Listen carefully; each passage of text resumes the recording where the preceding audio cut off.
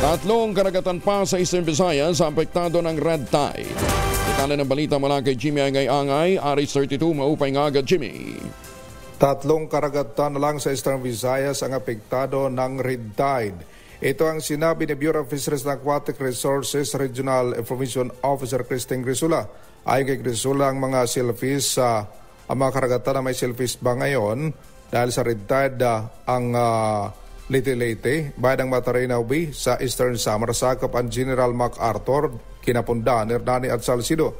Ang mga karagatan na ito ay pinagbabawal lang muna ang pagkulikta, pagbinta at pagharvest ng mga shellfish para sa kaligtasan ng mga tao. Ang pinakabagong tinanggal naman na shellfish ban ng karagatan ng Daram Samar na ngayon ay libre na ang pagkuha ng mga shellfish sa naturang karagatan. Samantala may local red tide warning pa ngayon ang karagatan ng Calbayog City sa Samar na positibo pa sa red tide ang tubig.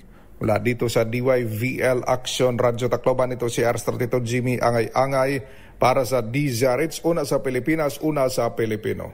Salamat, Jimmy Angay-Angay.